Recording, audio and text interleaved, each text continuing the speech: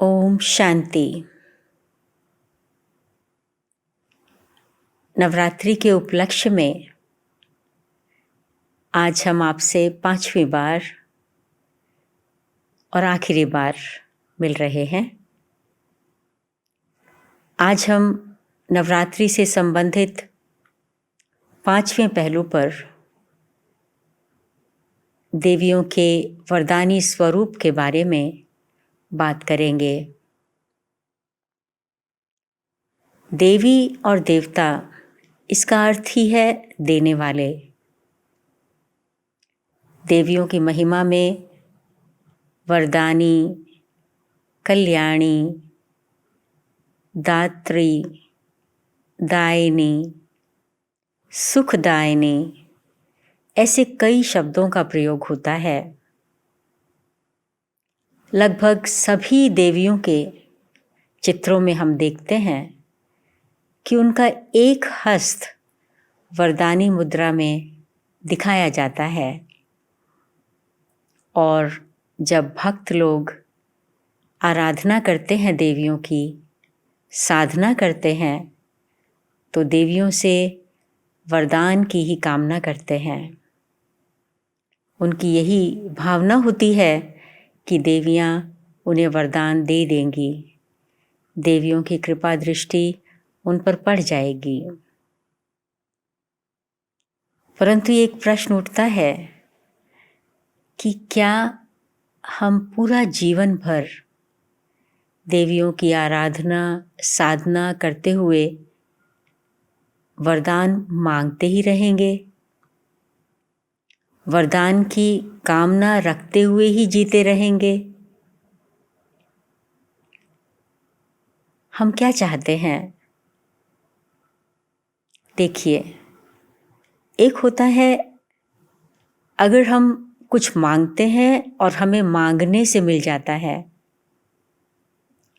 और दूसरा होता है कि हमें अपनी योग्यता के आधार पर मिलता है। दोनों में से क्या अच्छा है? योग्यता के आधार पर पाना ही तो बेहतर है। तो प्रश्न ये उठता है कि हम ऐसे योग्य कैसे बने कि हमें वरदान मांगना ना पड़े, वरदानों की बरसात हम पर होती रहे। आज हम इस रहस्य को समझेंगे। इसके पहले कि मैं आगे बढ़ूं, आइए हम देवियों के कुछ सुंदर चित्रों को निहारते हैं और साथ साथ एक बहुत ही खूबसूरत गीत की चंद लाइनें भी सुनते हैं। सद्गुण का धन बड़ा निराला,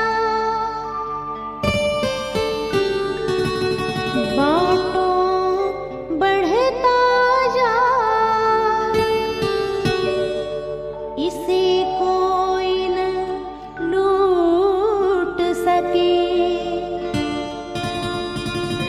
जो कभी न घुटने पाए।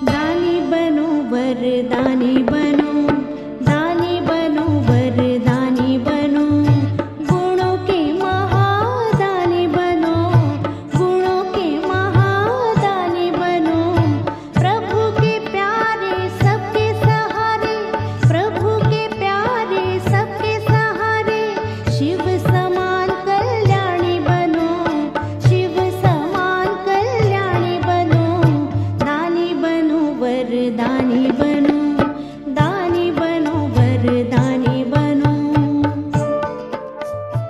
तो आपने चित्र देखे, देवियों के वरदानी हस्त को देखा और गीत भी सुना। अब हम बात करते हैं वरदानों की। 2 शब्द हैं, वरदान और अभिशाप, दुआ और बद्दुआ। अच्छी नज़र, जिसे हम कृपा दृष्टि, सुखदाई नज़र, मेहरबान नज़र, और दूसरा है बुरी नज़र, ईर्ष्या और नफ़रत से भरी नज़र। ये दोनों एक दूसरे के विपरीत हैं। हम सब ये चाहते हैं कि हमें और हमारे परिवार को किसी की बद्दुआ न लग जाए, कोई हमें श्रापित न कर दे, किसी की बुरी नज़र न लग जाए। लेकिन प्रश्न उठता है, कोई हमें बद्दुआ देगा क्यों? क्यों देगा बद्दुआ? बद्दुआ कौन देता है? अनुभव कहता है कि बद्दुआ 2 प्रकार के व्यक्ति दे सकते हैं। एक तो वो जिसको आपसे जेलसी है, जो आपसे ईर्ष्या रखते हैं, जो आपको उन्नति करते हुए नहीं देख पाते हैं। अगर कोई आपकी महिमा कर रहा है, वो उसको सुन नहीं पाते हैं। उन्हें अच्छा नहीं लगता कि आप सफल हो रहे हैं, तो वो आपके प्रति कुछ दुर्भावनाएं, कुछ गलत फीलिंग्स रख करके आपको गलत भावनाएं पहुंचाते हैं। परंतु उनकी बद्दुआओं का, उनकी गलत भावनाओं का, उनकी दुर्भावनाओं का आपके ऊपर असर होगा ही नहीं अगर आप अंदर से शक्तिशाली हैं, आत्मिक रूप से शक्तिशाली हैं। जैसे समाज में कोई इन्फेक्शन फैलता है तो वो इन्फेक्शन उसी व्यक्ति को ही पकड़ता है जो व्यक्ति कमज़ोर है, जिसका कॉन्स्टिट्यूशन कमज़ोर है, जिसकी इम्यूनिटी कम है, जिसका इम्यून सिस्टम स्ट्रांग है, शक्तिशाली है, जिसका कॉन्स्टिट्यूशन शक्तिशाली है, उसको वो इन्फेक्शन का असर नहीं होता। तो ऐसे ही समझ लीजिए कि ये बद्दुआ जैसे इन्फेक्शन है, वो आपको पहुंचेगा ही नहीं अगर आप अपनी आत्मिक रूप से अपने आप को शक्तिशाली बनाते जाएंगे। लेकिन दूसरा बद्दुआ कहाँ से पहुंचती है? अगर हम किसी को कष्ट देते हैं, अगर किसी के दिल को दुखाते हैं, किसी को धोखा देते हैं, किसी के मार्ग में विघ्न बनते हैं, किसी को परेशान करते हैं, हो सकता है वो व्यक्ति आपको शब्दों से तो कुछ न कहे, मगर उसके दिल से जो आह निकलती है वो बहुत शक्तिशाली होती है, वो बद्दुआ का काम कर जाती है। इसलिए हम अगर अपने को बद्दुआओं से, बुरी नज़र से सेफ रखना चाहते हैं तो हमें 2 प्रकार का पुरुषार्थ करना है। एक तो हमें अपने अंदर से आत्मा को शक्तिशाली बनाना है। उसको शक्तिशाली बनाने के लिए परमात्मा से हमें अपने मन और बुद्धि का संबंध जोड़ना है, क्योंकि परमात्मा से ही आत्मा को शक्तिशाली बनाने की शक्ति, टॉनिक मिल सकता है। परमात्मा को सर्वशक्तिवान कहते हैं। उसके पास आत्मिक शक्ति है। जितना आप उससे जुड़े रहेंगे उतना आप अंदर से शक्तिशाली बनते जाएंगे। और दूसरा, आपको ये पुरुषार्थ करना है कि कुछ भी हो, कभी किसी के दिल को दुखाएं नहीं, किसी को कष्ट न दें, किसी को धोखा ना दें। किसी को धोखा देकर सफल हो जाना, आगे निकल जाना, धन कमा लेना, उसमें सुख नहीं है। उसमें सुख नहीं है। इसलिए इस बात का ध्यान ज़रूर रखें कि हमसे कोई भी दुखी ना हो। न दुख दो तो दुख मिलेगा नहीं, बद्दुआ मिलेगी नहीं। तो हम सब ये चाहते हैं कि हमें सबकी दुआएं मिलें, आशीर्वाद मिले, वरदान मिले, सब हमें अच्छी नज़र से देखें, उनकी कृपा दृष्टि हम पर हो। तो उसके लिए क्या करना है? कर्म सिद्धांत कहता है कि जो आप दूसरों को देंगे वही आपके पास लौट के आएगा। दुआएं चाहते हैं, वरदान चाहते हैं तो दुआएं दीजिए। हर एक की शुभ भावना, मंगल कामना चाहते हैं तो हर एक के प्रति शुभ भावना, मंगल कामना रखिए। हर एक के प्रति, चाहे वो आपके पड़ोसी हों, चाहे वो आपके क्लाइंट्स हों, चाहे वो आपके कुलीग्स हों, चाहे एक आम दुकानदार हो, चाहे किसी ट्रेन में चढ़ने वाले यात्री हों, चाहे एयरपोर्ट पर आने वाले या एयरपोर्ट पर काम करने वाले दूसरे व्यक्ति हों, चाहे प्लेन में पायलट हो, एयर होस्टेस हो, डॉक्टर्स हों, कोई भी हो, हर एक के प्रति शुभ भावना रखिए। हम तो उस भारत देश के वासी हैं, उस भारत देश की संतान हैं जहाँ के लिए ये गायन है, जिनकी भावना ये है, सर्वे भवन्तु सुखिना, सब सुखी हों, सब स्वस्थ हों, सब सफल हों, सब फले फूलें, सब आगे बढ़ें, सबका बिजनेस, सबका जॉब अच्छा चले। सर्व के प्रति शुभ भावनाएं रखिए, चाहे कोई भी हो। कोई आपके प्रति अच्छी भावना रखता है, उसके प्रति तो आप भी अच्छी भावना रखेंगे, परंतु अगर कोई आपके लिए दुर्भावना रखता है, उसके लिए तो स्पेशली आपको अच्छी भावना रखनी है। तब अच्छी भावना से उसकी दुर्भावना का असर को आप खत्म कर देंगे, जैसे कि लाइट से अंधेरे को खत्म कर दिया जाता है। तो अगर कोई व्यक्ति आपके प्रति दुर्भावना रखता है, उसके प्रति स्पेशल अभ्यास कीजिए, उसको सद्भावना पहुंचाने का, उसके प्रति अच्छी फीलिंग्स रखने का कि वो सुखी हो, उसको सद्बुद्धि मिले, वो स्वस्थ हो। आपकी अच्छी भावना जब उस तक पहुंचेगी तो धीरे धीरे उसके जो मन की दुर्भावना है वो भी खत्म होती जाएगी। पहले न्यूट्रलाइज हो जाएगी और उसके बाद फिर वो भी आपके प्रति सद्भावना रखना शुरू कर देगा। तो इसलिए अगर हम दुआएं चाहते हैं तो हमें सबसे पहले क्या करना है? सर्व के प्रति दुआएं रखनी हैं, दुआएं देनी हैं। दूसरा, खुद को भी दुआएं देनी हैं, खुद को भी वरदान देना है। खुद को कभी श्रापित मत कीजिए। हमेशा ये सोचिए कि मैं सुखी हूँ, मैं स्वस्थ हूँ। अगर आपका शरीर बीमार भी है तो ये मत सोचिए मैं बीमार हूँ। ठीक है, शरीर बीमार है, उसको दवाई देनी है, उसको रेस्ट देना है, इलाज करना है, लेकिन ये सोचना नहीं है कि मैं बीमार हूँ। क्योंकि बार बार अगर आप ये सोचते हैं मैं बीमार हूँ, कोई भी आता है, आप उससे बातचीत करते हैं कि मैं बीमार हूँ, दूसरे व्यक्ति भी कहते हैं अरे आप बीमार हैं, आप कितने पीले पड़ गए हैं, तो आप और बीमार हो जाएंगे। तो ये सोचना कि मैं बीमार हूँ, मैं गरीब हूँ, मेरे पास इस चीज़ की कमी है,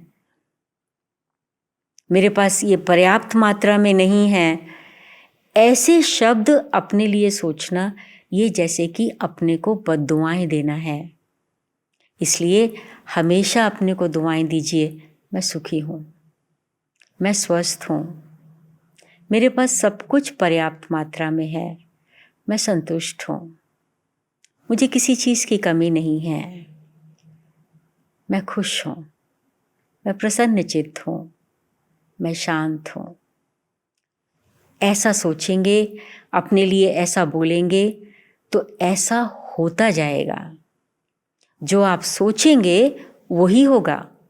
हमारी सोच में बहुत शक्ति है।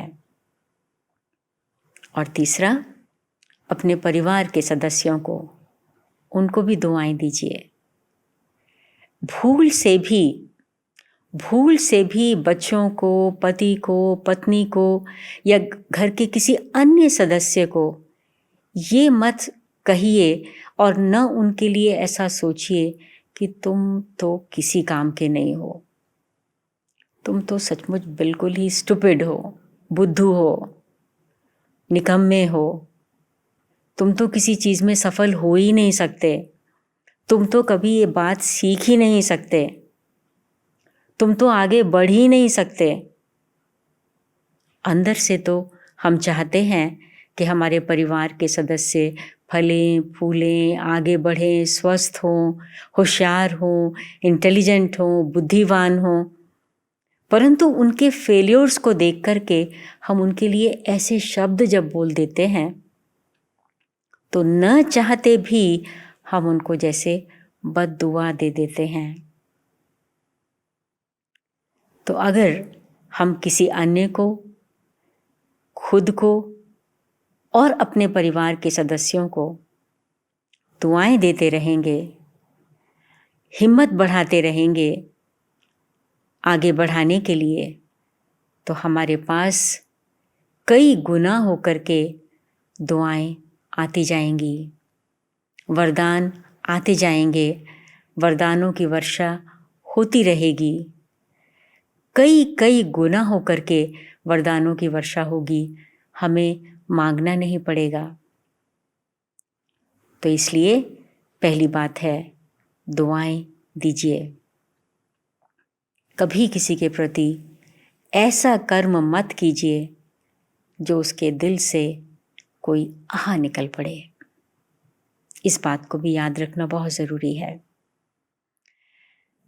अगली बात है कि दुआएं देने की शक्ति किसमें होती है, अर्थात किसके शुभ विचार, शुभ संकल्प और शुभ वचन सत्य हो जाते हैं। अब देखिए, घर में माँ बाप, कोई भी बड़े बुजुर्ग जो होते हैं, वो अपने बच्चों को, पुत्र पोत्रों को, सबको आशीर्वाद देते ही हैं। आयुष्मान भव, जीते रहो, लंबी उम्र हो, सदा स्वस्थ रहो, सदा खुश रहो, प्रसन्न रहो, आगे बढ़ो। ज़रूर बड़े बुजुर्ग, घर के माता पिता ये बच्चों को कहते ही हैं और उनके मन में ये भावना होती है। परंतु ऐसा होते हुए भी लोग साधु संतों के पास, गुरुजनों के पास, ऋषि मुनियों के पास जाते हैं उनसे आशीर्वाद लेने के लिए। क्यों? घर में जो बैठे हैं माँ बाप, घर में जो बड़े बुजुर्ग बैठे हैं, वो तो आशीर्वाद दे रहे हैं, तो हम क्यों उनसे आशीर्वाद लेने जाते हैं? मंदिर में जाते हैं आशीर्वाद लेने, क्यों जाते हैं? क्योंकि आशीर्वाद अर्थात शुभ बोल, शुभ भावना, वो शुभ बोल में सत्य होने की शक्ति तभी होती है। ऐसे बोल सत्य तभी साबित होते हैं जब उनमें पवित्रता की शक्ति हो।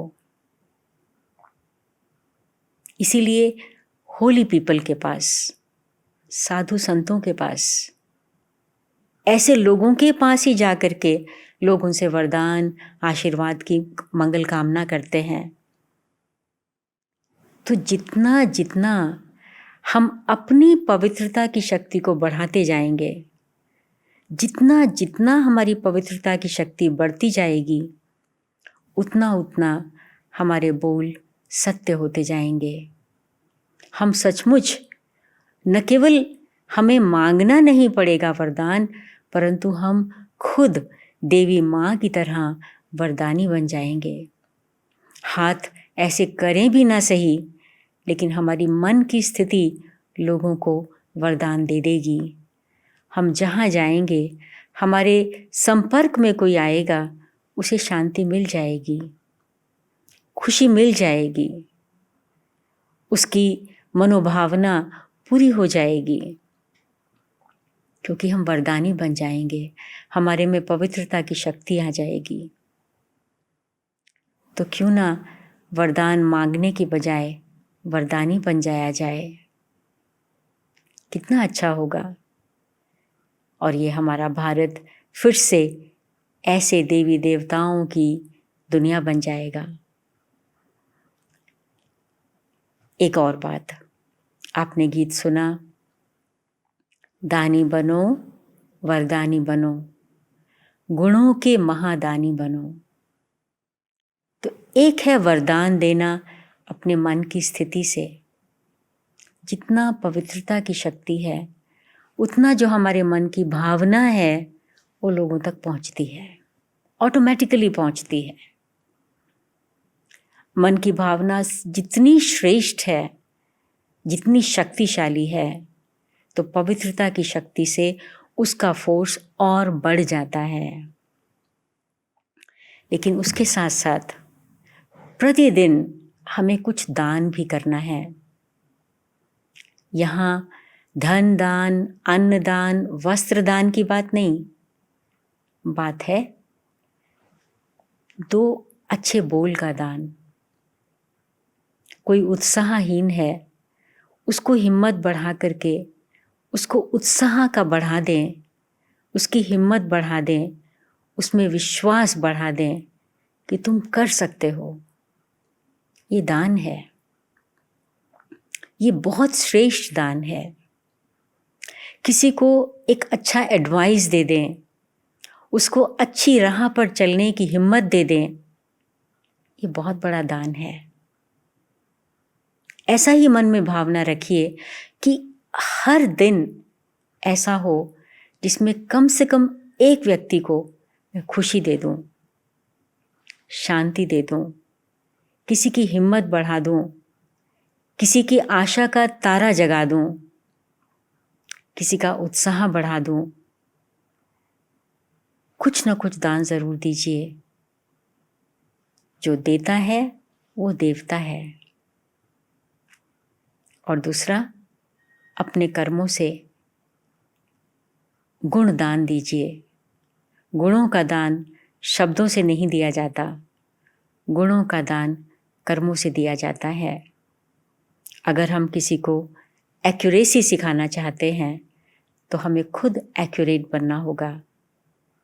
अगर हम किसी को पोलाइट बनाना चाहते हैं, नम्रचित बनाना चाहते हैं, हमें खुद अपने जीवन में पोलाइटनेस लानी होगी। हम किसी को धीरज सिखाना चाहते हैं, हमें खुद अपने को धीरज सिखाना होगा। अपने कर्मों से हम गुणों का दान दे दें तो दानी बनो, वरदानी बनो और गुणों के महादानी बनो। तो आज तक तो हम देवियों से, देवताओं से, महान आत्माओं से, साधु संतों से वरदान, आशीर्वाद, दुआएं मांगते आए। लेकिन अब मांगने के बजाय देना प्रारंभ करना है। जितना देते जाएंगे उतना और उससे भी बढ़कर आपके पास आता जाएगा। वो ऊंची से ऊंची शक्ति, परमपिता परमात्मा, जो देवियों के भी रचयिता हैं, जिनको हम सत्यम शिवम सुंदरम कहकर पुकारते हैं, उनके मधुर बोल हैं, मेरे मीठे बच्चे, दुआएं दो, दुआएं दो, दुआएं दो, और दुआएं आपके पास आती रहेंगी, आती रहेंगी, आती रहेंगी। आपको वरदान मांगना नहीं पड़ेगा, आपकी झोली वरदानों से भरी रहेगी।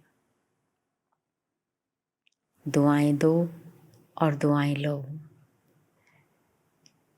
तो इसलिए अपने को उस परमपिता परमात्मा की, जिसकी महिमा सत्यम शिवम सुंदरम है, जिसके कारण ही देवियां शिव शक्तियां कहलाती हैं,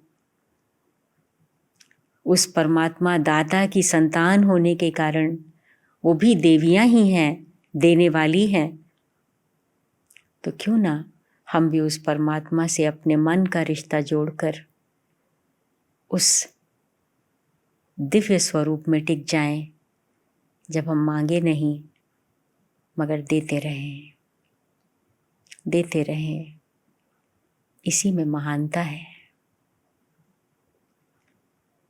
तो आज हम यहीं समाप्त करते हैं। 1 मिनट के लिए इस स्थिति में हम स्थित होंगे कि मैं परमात्मा दाता की संतान स्वयं वरदानी मूर्त, महादानी मूर्त, दानी मूर्त आत्मा हूँ।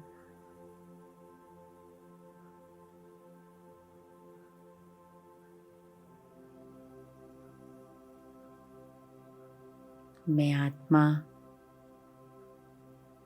उस ज्योति स्वरूप परमात्मा से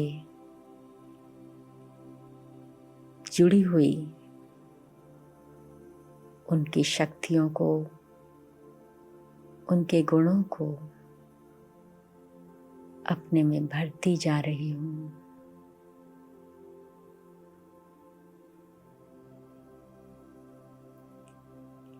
परम पवित्र परमात्मा की शक्ति से मैं आत्मा भी अपनी पवित्रता की शक्ति को बढ़ाती जा रही हूँ।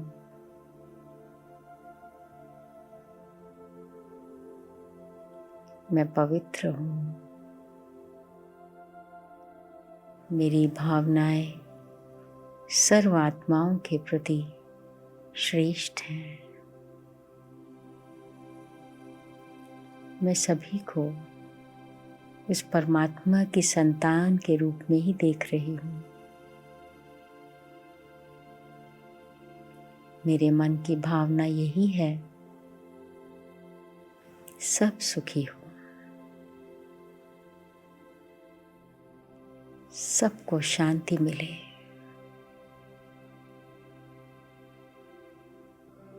दुख, अशांति, परेशानी, समस्याओं से सब मुक्त हो जाएं।